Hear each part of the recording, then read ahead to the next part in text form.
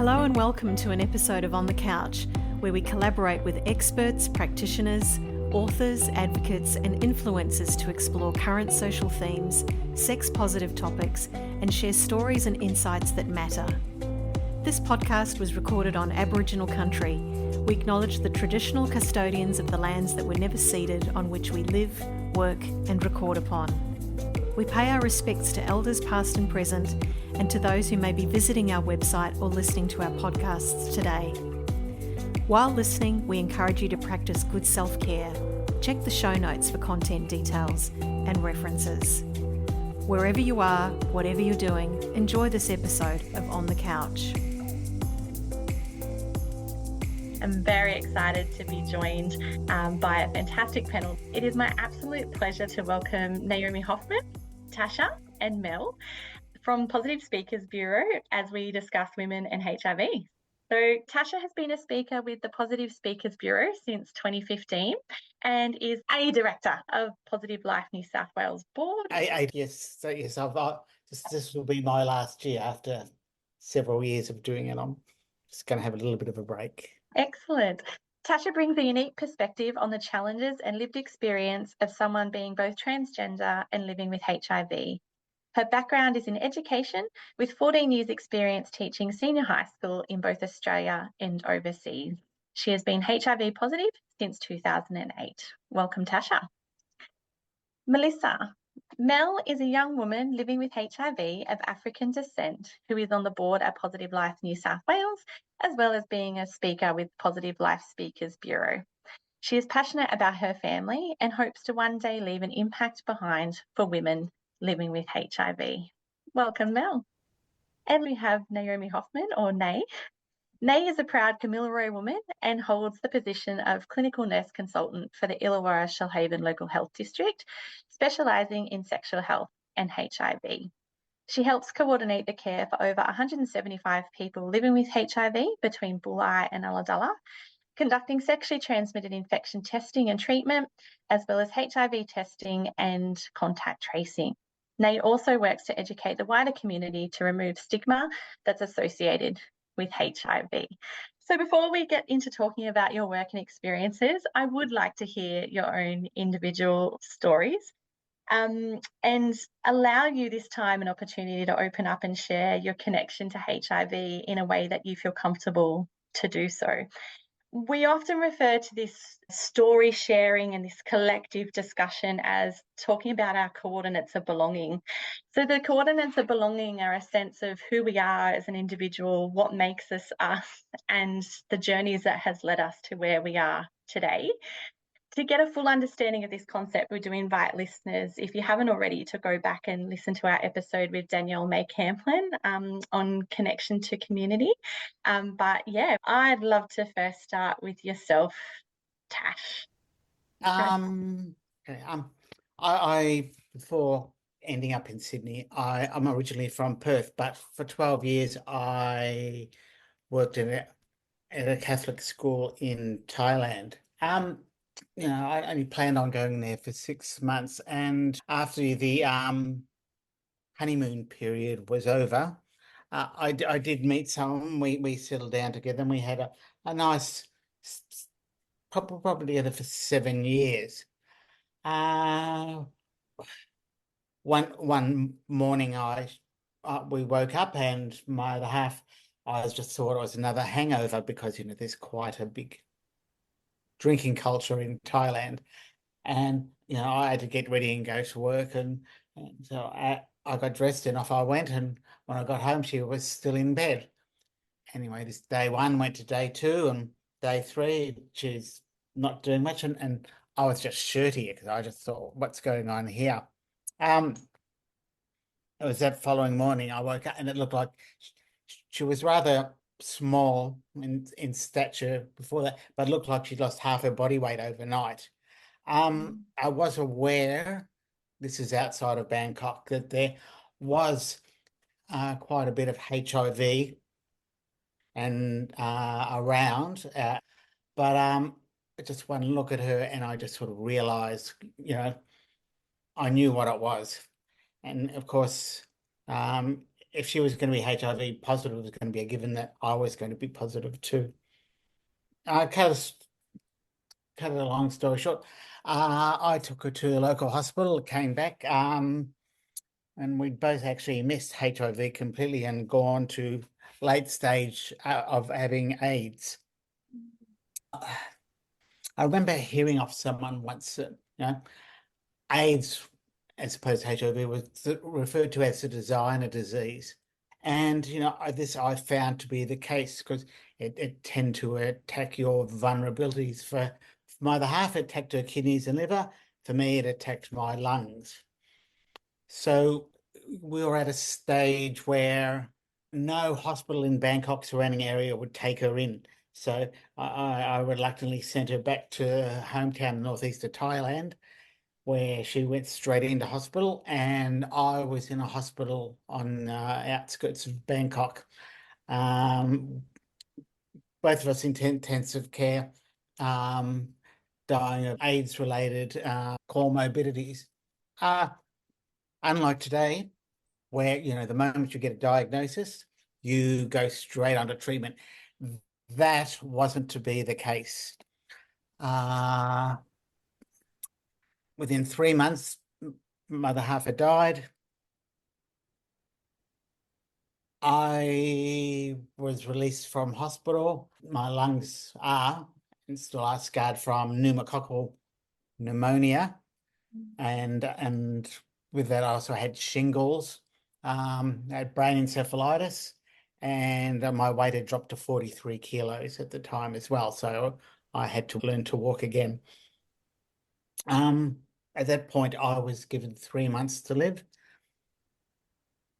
And still I wasn't on treatment, by the way. I was getting out of associated things with just weird rashes, sores, shingles. Shingles is very painful.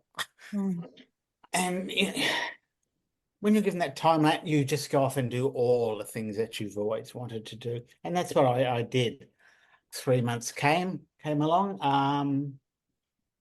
I learned to walk in. I couldn't stand being at home anymore, so I went back on light duties at work, only sitting in the office.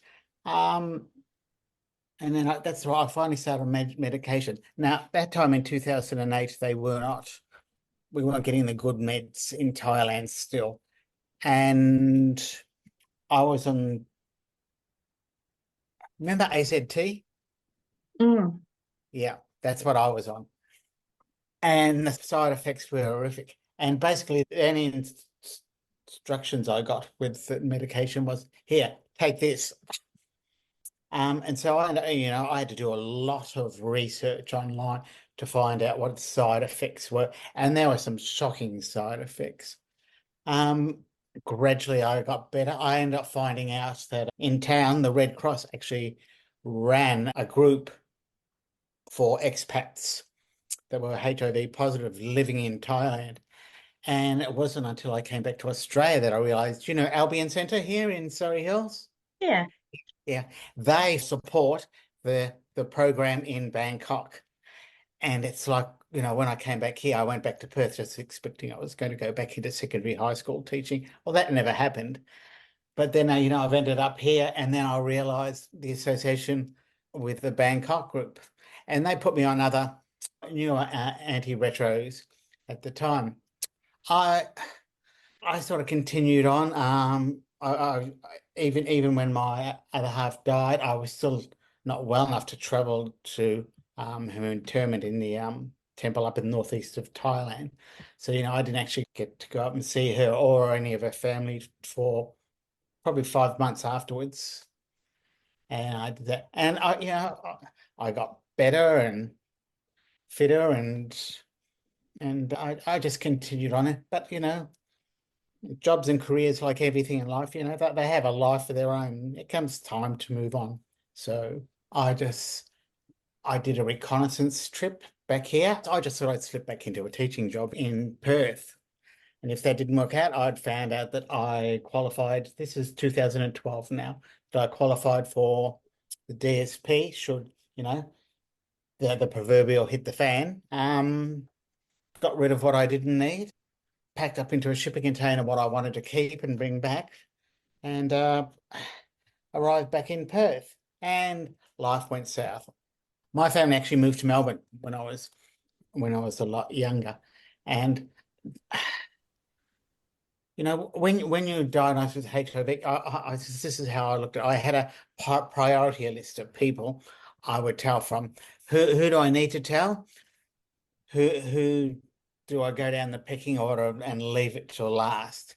And the strange thing I found out about was my immediate family, brother and sister. Well, they just thought the whole transgender thing and the HIV, I just done it all just to upset their lives. Mm.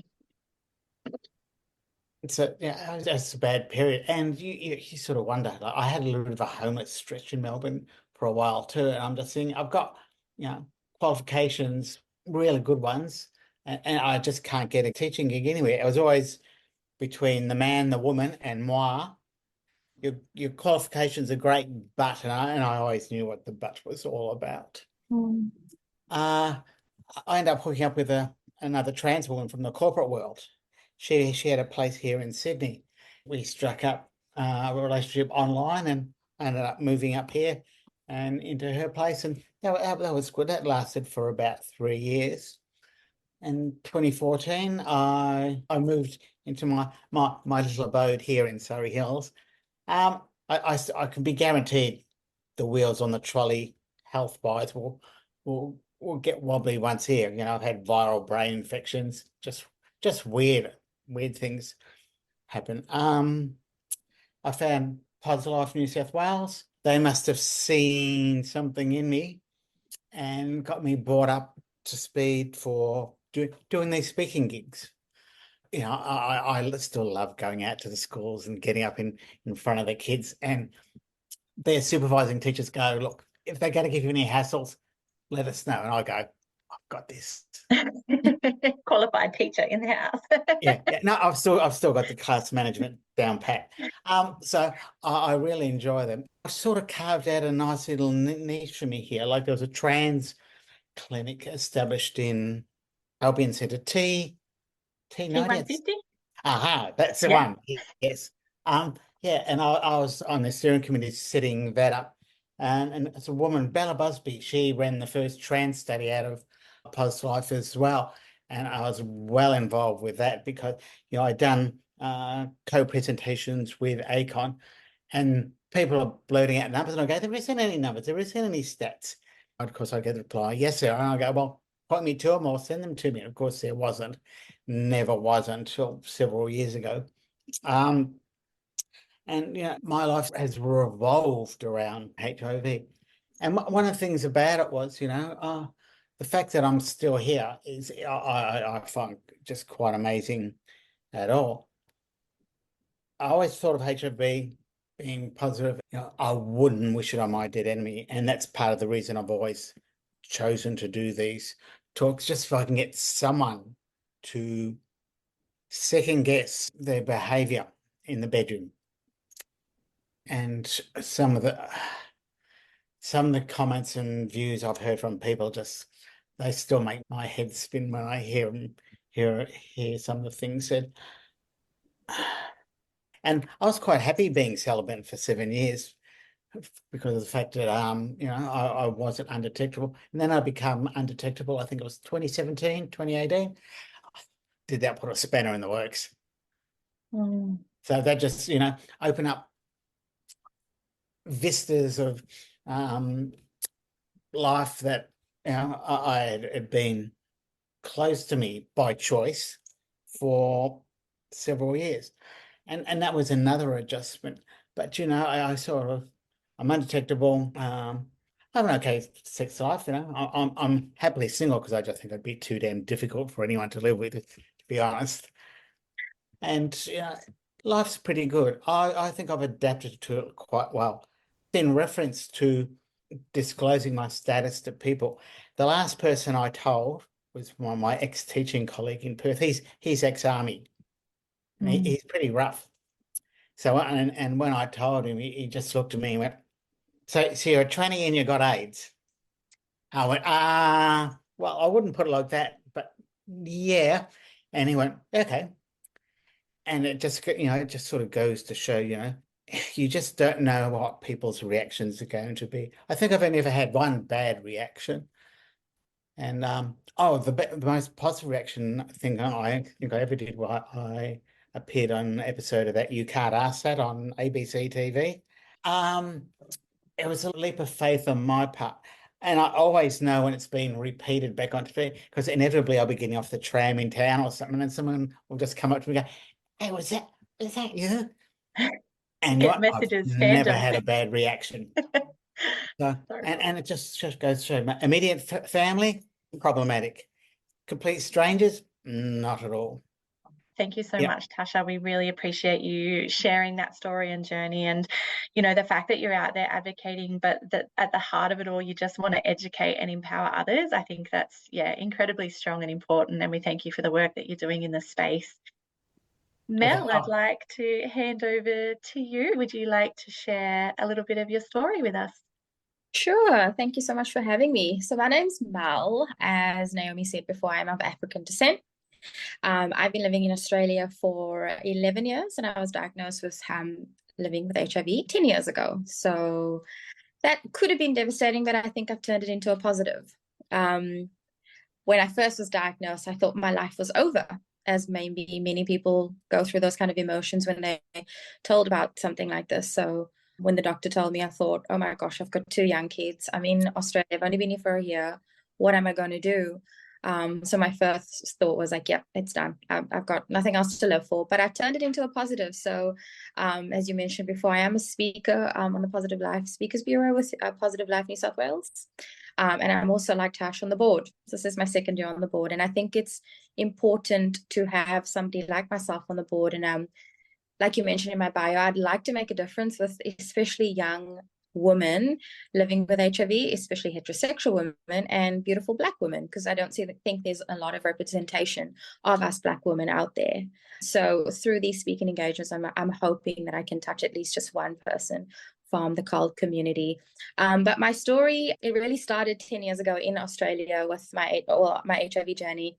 I remember feeling unwell and thought, okay, I don't feel really well. I feel like I've been sick for a while. I'll just go into a local GP in the city. I worked in Sydney CBD at the time. I thought I'll just go in and let this random doctor know I'm not feeling good. And I just wanted her to do some testing. She asked me the regular questions, family history and so on. What are you experiencing? And I told her what I was feeling. At the time, I felt like I had fevers. I had ulcers in the mouth. All those different things that you read about that most people with HIV have in the beginning. So never once did she talk about it in the beginning. It was, what's your family history? So you spoke about diabetes. How are you feeling? Da, da, da, da, da. Then she spoke about how she wanted to do some tests. So she said, we'll do a full body, full blood work. We'll do some urine tests. Have you had unprotected sex? And I said, yeah, I have. She's like, yep, we'll do STD check. Again, at this point, no HIV was brought up. Also, I will add that I was very oblivious to even maybe having it. I thought, oh, well, it won't be me. I'm a young girl. That can't happen to me. No way. No. I'm supposed to be educated in it. So it's not going to happen to me. But I didn't give it one thought, though. So she said all the tests she was going to do. I told her how I was feeling. I went through all the motions of getting Medicaid, da-da-da-da. And just as I was getting up out of my seat to go out the door and thank her, she said, oh, by the way, do you want me to throw in a hepatitis and HIV test for you? Just like, oh, nothing's going to happen, but I'll throw it in there like a lucky dip. And I, again, didn't think anything of it and said, yeah, sure. I mean, you have my blood anyway, go for it. Great. Walked out of the doctor's surgery, still not feeling really well, but didn't even think about the fact that she asked me if I wanted to do the test and that I agreed to it. Went about my business. A couple of days later, I got a call from the doctor saying, we've received your test results for everything. However, one of your test results has come back as inconclusive or just we're not really sure what's happening with it. I said, which one is it for? And the first thing I thought was like, oh my gosh, is she about to tell me I'm pregnant? Because this has happened to me before. The worst in my head was that I was pregnant, not that I was going to be HIV positive, but then she had said, look, it's your HIV test. It's come back a bit inconclusive. We're just going to run a few more tests. And I didn't know what that meant. And I was like, oh, okay. Do I need to be concerned? She said, no need to be concerned. I see this a lot. It's probably going to be negative. her key words was that it was probably going to be negative. You trust doctors. And I left that conversation like, okay, cool. She's a doctor. I'm going to trust her, but obviously very nervous as well. So she said, I'll call you back once we have all the results, which would have included the HIV result. Anyway, went about my next few days, and then I got a phone call from her again 2 days later. We need you to come into the office. Now, my first reaction was like, again, honestly, she's probably going to tell me they found out I'm pregnant or something's going on here. Because the reason why I go to that is like I've got 2 kids, and every time I've gone to the doctor, it's like, oh, you're pregnant. So there's a bit of a backstory with that. But I thought, oh my gosh, she's about to tell me I'm having another baby in Australia. And I pleaded with her and I said, I'm at work. Is there any way you can give me the results over the phone? This was before COVID, where you couldn't actually get results over the phone. And I said, please, I am at work. Is there any way you can just tell me? I'll pop into a quiet room, just please give me the results, whatever you need to tell me. No, I have to see you in person. Okay, that's fine. I said to my manager, I need to go into the doctor. It's just around the corner from where I worked at the time in the city. I remember going into her room. She sat me down. And she went through all the results. And in my head, I was like, just cut to the chase, please. She's like, you don't have diabetes. Your thyroid is fine. Your iron is great. You have no chlamydia, blah, blah, blah. But I am diagnosing you with HIV. So you're HIV positive. And I think my reaction was like, no. Check your records. That's not me. And she said, yes, it's you. And I just remember feeling really numb. I think I had young knees back then. I dropped to my knees and I was just crying and sobbing, just like, oh my word, my life is over. That's what I said before. I thought, oh my gosh, there's nothing else for me in this world. HIV, oh my gosh, it's done. But then I picked myself up and she said to me, I'm going to refer you to St. Vincent's Hospital.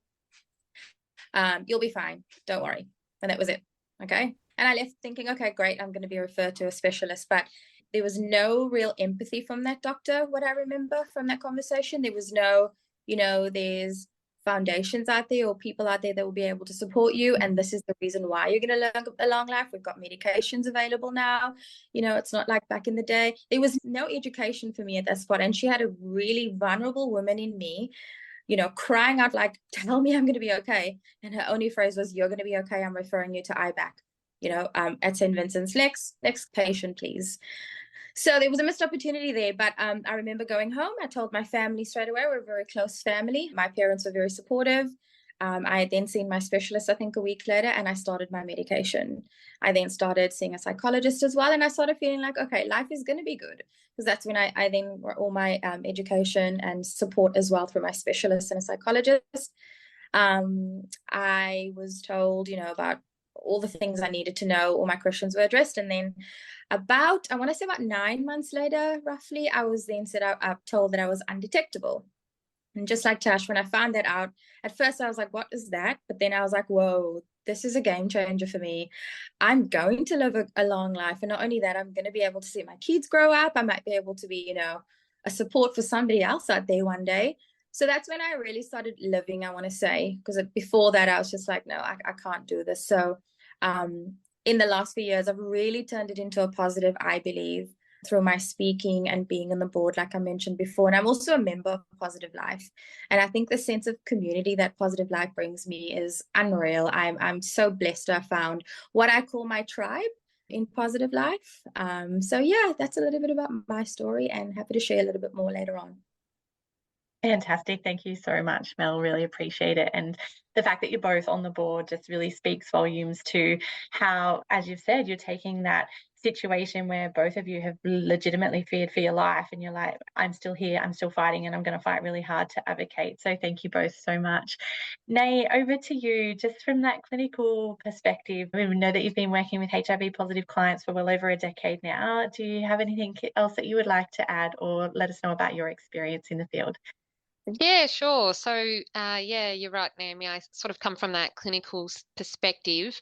I was drawn to HIV and sexual health nursing as I was able to spend time with my patients, like actually getting to know them, building a rapport, building a relationship with them, which is very different to hospital nursing. And then when I got there and I saw how so many of my patients were from minorities or socially ostracized groups, I found it was really rewarding for me personally to be able to provide a safe space for them to come and get care. And I loved getting to know all my patients, and I've stayed in it ever since.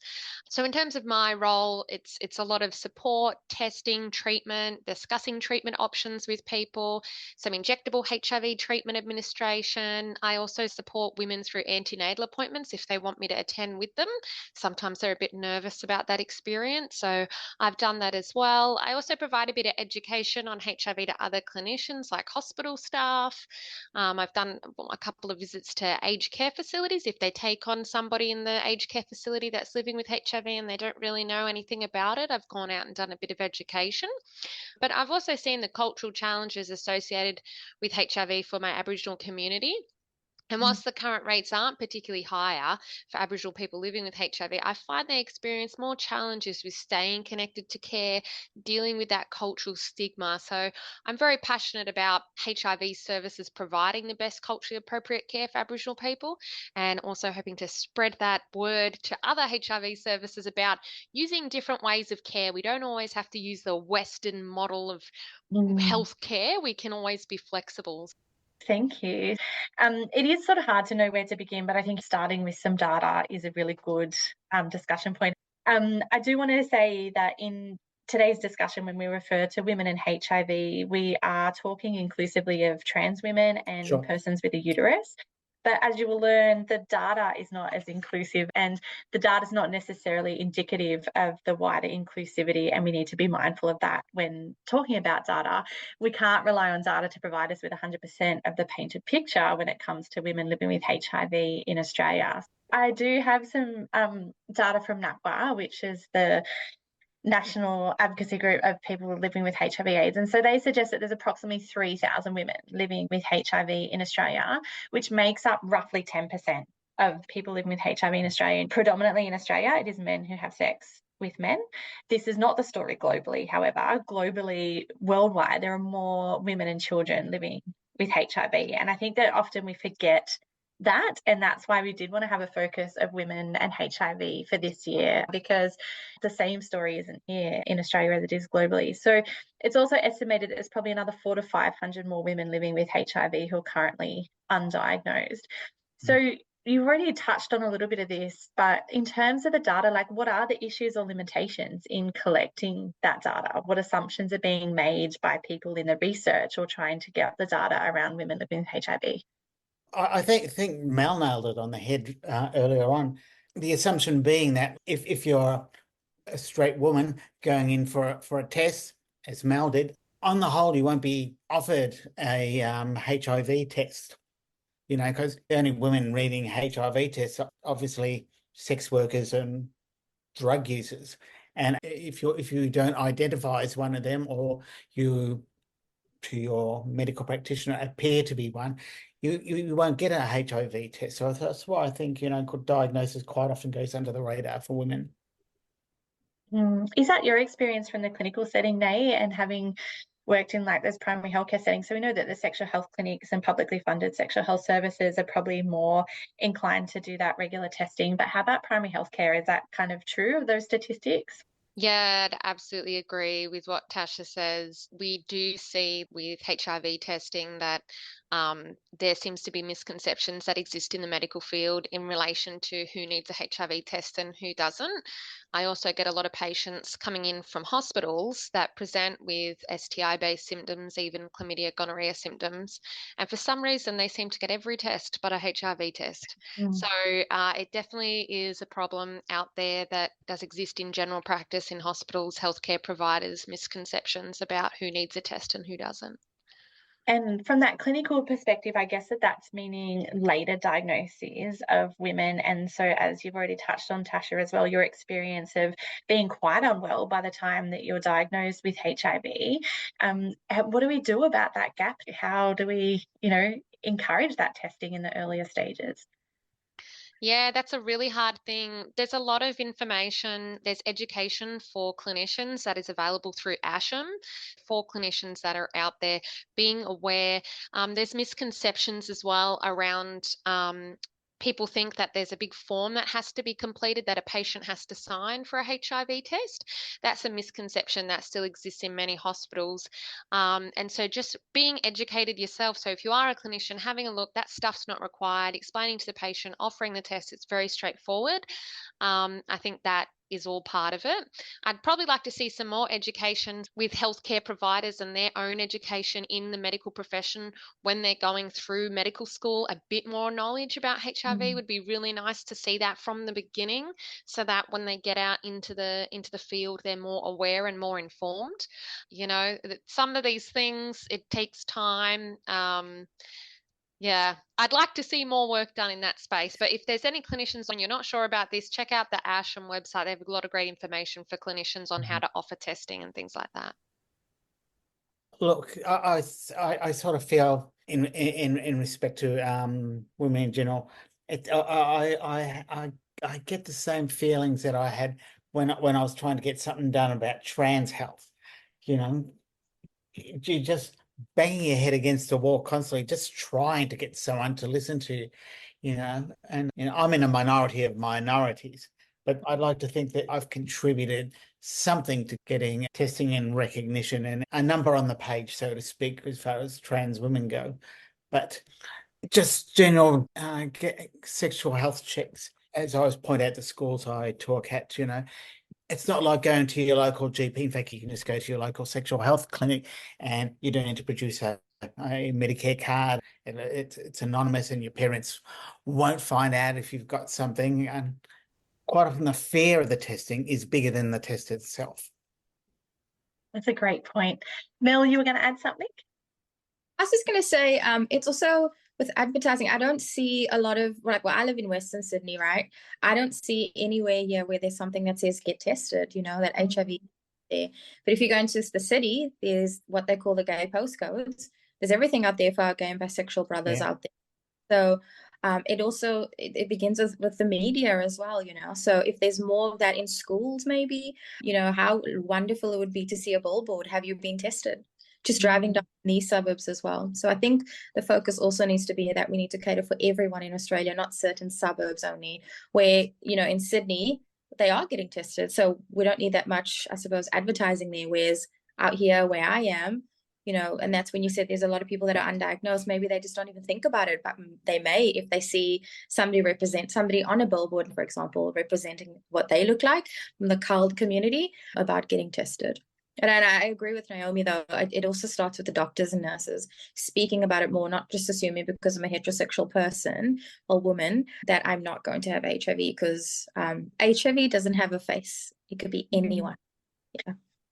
Yeah, that's so eloquently said, Mel. We often say HIV as a virus doesn't discriminate, people do. And that's the biggest issue when it comes to the stigma and discrimination that's still faced by HIV positive people. But it's like, at the end of the day, the virus doesn't discriminate, and it could be any one of us at any particular time.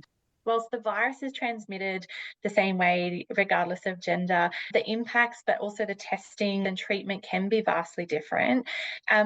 What are some of the considerations for women with HIV when it comes to those differences? Yeah, so from sort of like a healthcare perspective, we definitely consider for cisgender women or people with a uterus around pregnancy.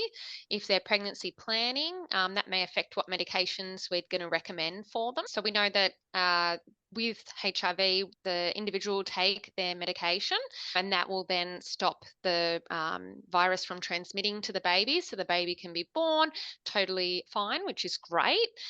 For example, we do have the new injectable HIV treatment. It's been quite popular for discretion, but there's not a lot of research into the use of that for people who are pregnant. So that's when sometimes we can have to consider that. We also know for cisgender women living with HIV, there's some research that suggests they experience an earlier menopause, which can have more symptoms. We know as well that some of the HIV treatments can affect bone health. So we kind of need to weigh that up when we get into women as they age, thinking about their bone health, thinking about menopause as well. And we also know in terms of socially, in Australia, the gay male community is a bit more familiar with HIV. And so at times for women, I've seen there's been challenges with their friends or their partners not understanding HIV, or they have a low level of health knowledge, and they deal with a bit more stigma. And that then it means it's become their job, I suppose, to educate their partners and educate all their friends. And that can be really tiring for people. But I'm sure Mel and Tash could talk more to that. They may also not know other people living with HIV, unless they engage in sort of these other groups like Positive Life and stuff like that. They may not know others, and so it can be really isolating for them, I find, in comparison to other cohorts. I'm from a regional area here, and so all my women in my that I help look after here, they're all extremely secretive about their diagnosis. I had one lady that was just changing pharmacies, and she would just drive past, then she'd just buy like Panadol, and then she'd just get her cholesterol medication, like just sussing out the pharmacy to decide if she wanted to use that pharmacy. So, some of them don't want their children to know about their diagnosis, and they're worried about the future with aged care. If, will my children come to know about my diagnosis later in life? I've also been involved in supporting women in circumstances where ridiculously somehow their HIV status has been brought up around child custody arrangements, which is absolutely ridiculous. So I've helped support women through that. For those not familiar with PrEP, there's a daily pill to prevent HIV. Women and people with a uterus need to take it daily to be effective, whereas others do have some more options in terms of how to utilize PrEP. However, same with HIV testing. Sometimes clinicians who prescribe PrEP can just overlook women as people, no, they don't need this, they won't benefit.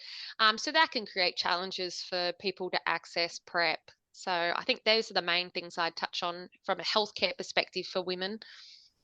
Excellent, thanks, Nate. And I'd like to turn over to yourselves, Mel and Tasha. Both of you have self-identified as having multiple minorities, and do you feel like presenting as a woman to healthcare services with those multiple minorities has impacted, say, your treatment or your care differently from other people who may be living with HIV?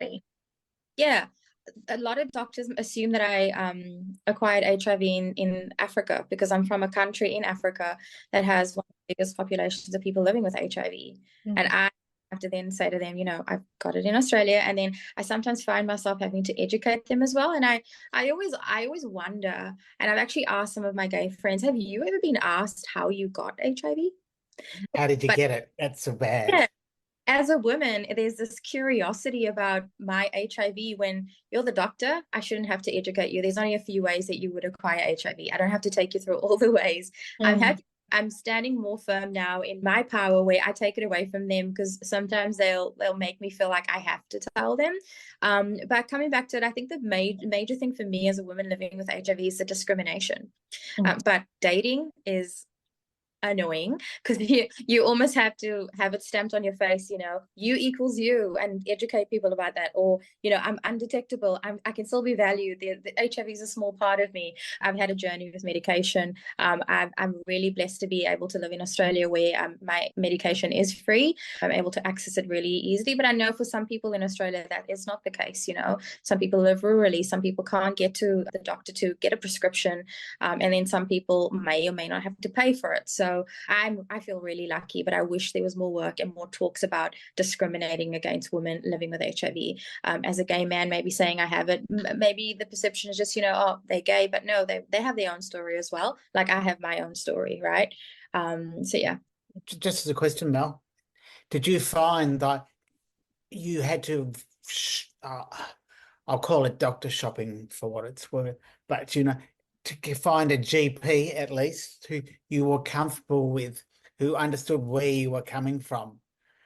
Yeah, absolutely. I'm lucky that I have a HIV specialist who understands. He's really well known in Sydney, but he understands it, never made me feel small at all. But in terms of GPs, I definitely felt like I had to shop around for a doctor that was going to, look at me as Mel, that I'm in there for a headache. I'm not in there to discuss my HIV. I'm in there for my throat. It's got nothing to do with my HIV.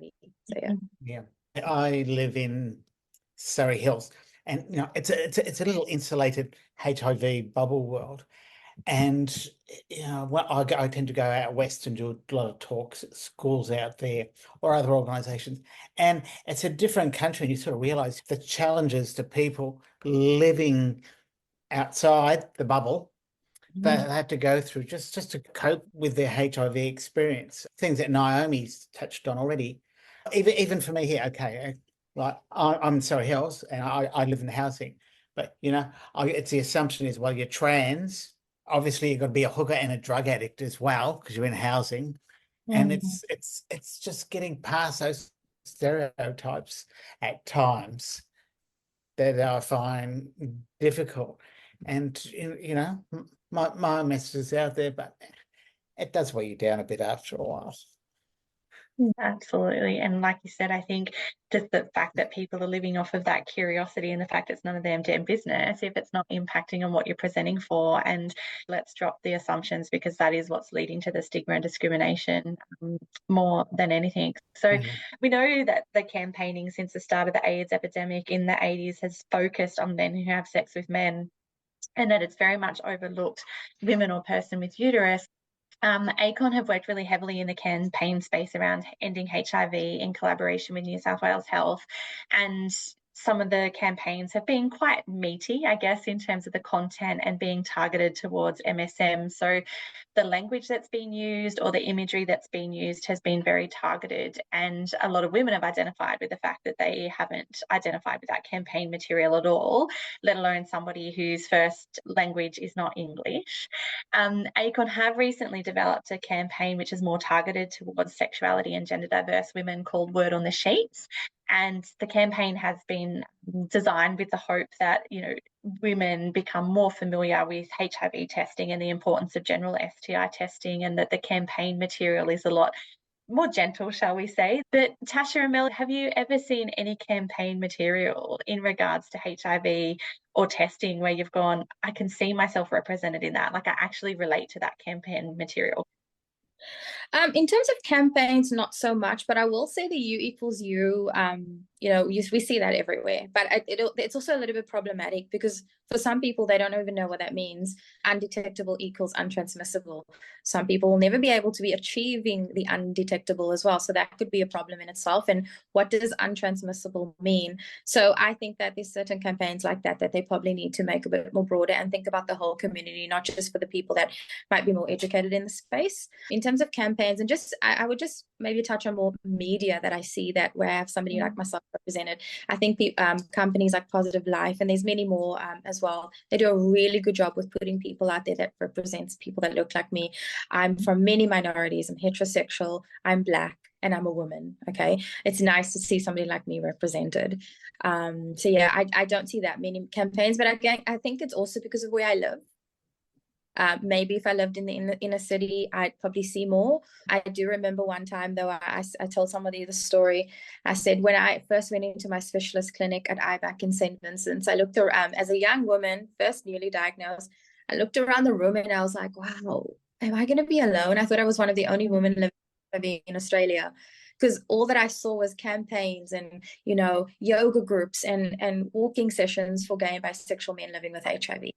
So what missed opportunities we might have for people like myself out there. But I have seen the campaign that you talk about from ACON. I really like the idea.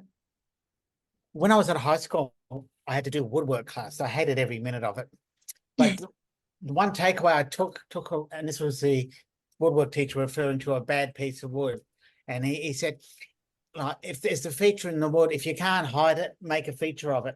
And that saying always stuck with me. So one day, just as a revelation, it sort of came to me that, hang on, wait a minute, HIV is this much of me, right? And if you are ignorant or don't understand it or don't want to understand it, that's your issue, not mine. That was sort of a liberating experience for me. And from that, Gilead Pharmaceuticals, who do the HIV meds, I do promotional work for them as well. You know, I'm so out there, HIV. It's, yeah, I couldn't even be in the closet if I wanted to be. And I've made it work for me. And I feel I'm comfortable in myself enough now. I mean, you've got the trans one hand and you've got the HIV, and I'm good with both of them. And if you don't understand or you don't understand, the issue is on you. I'm happy to educate you on it, but leave your assumptions at the door, please. Heck yes to everything you just said. Both of you have spoken about accessing services, and particularly when you were newly diagnosed, some were beneficial and helpful, others perhaps not so. Some HIV positive people, when newly diagnosed, might reach out in terms of that peer support or that social connection that we've heard about. Others for medical support, financial support, or that emotional support. Would you like to share with us some of those services and that experience? Oh, look, that's just a minefield on its own. I mentioned earlier how I thought I could get the pension if things went wrong when I moved back to Australia. I did that trip at the end of 2011. In February of 2012, when I came back, they changed the legislation, the government did, so I didn't qualify for it at all. And so when I came back to Australia, not only was I living on unemployment benefits, and I was still suffering from comorbidities to AIDS. The tax department lumbered thousands of dollars on me for not paying tax, and it all got sorted. But it's just navigating my way through that whole messy area, and then especially if you do not have a stable place to live. It's called Maslow's hierarchy of needs, and I think housing is at the top. You don't have that, everything else is just in the wind. It was just a nightmare, just trying to navigate my way through government departments and whatever else. I remember I think I was on my third review for getting the pension, and one of the comments was, this is a woman on the panel at Central. She goes, "Well, you look fine to me." How do you know I'm fine? So it can be one fraught with issue, but I think it comes down to the individual, because I'm just so comfortable living with HIV now, and I have made this faux pas before.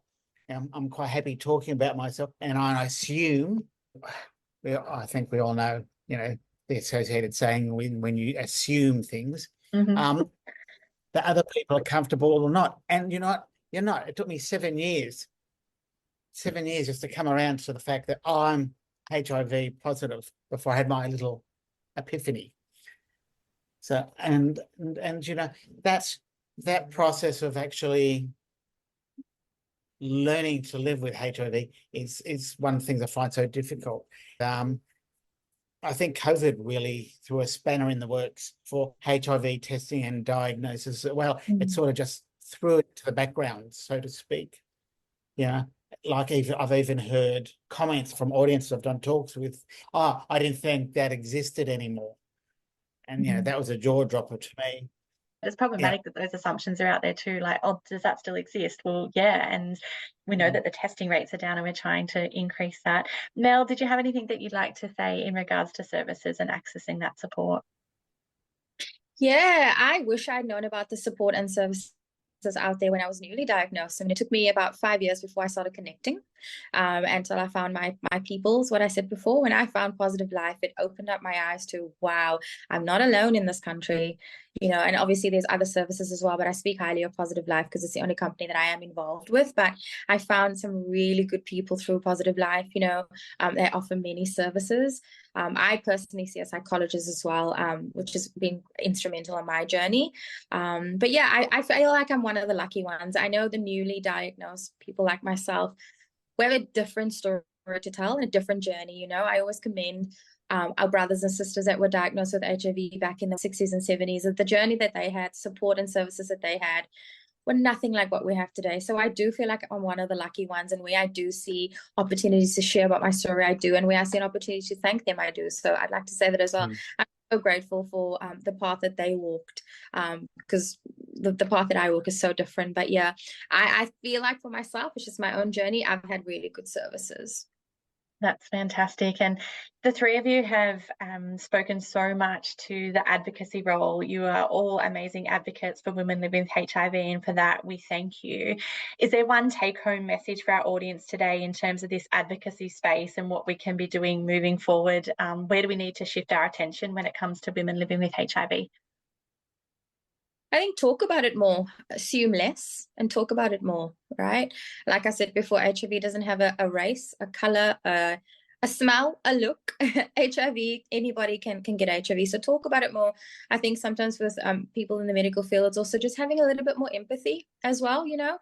If somebody has cancer, the first reaction is, oh my gosh, I'm so sad.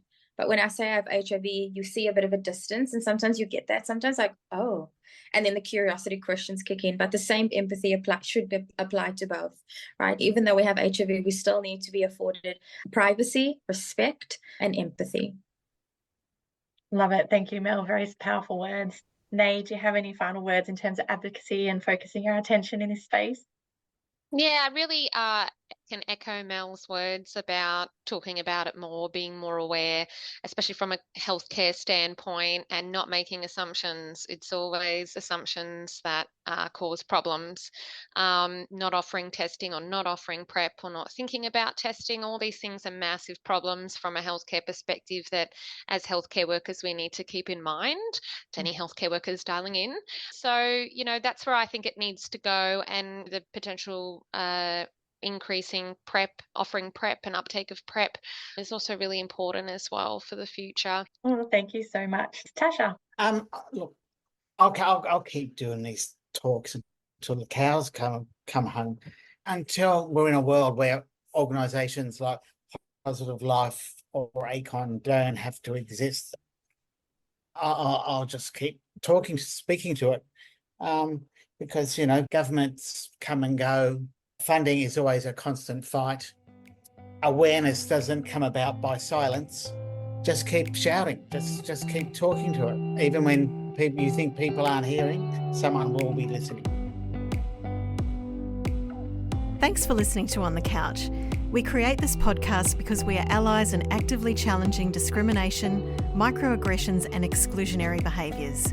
We want to create spaces where people feel safe to share their thoughts, knowing they will be heard and respected. Such an environment fosters collaboration, innovation, and contributes to a more inclusive society.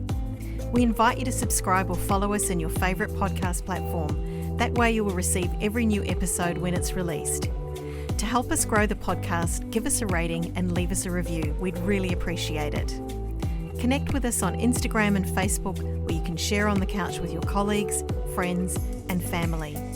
On the Couch is made by Jennifer Farinella, Naomi Verrett, Maddie Stratton and Winnie Adamson. Until next time, peace, love and protection.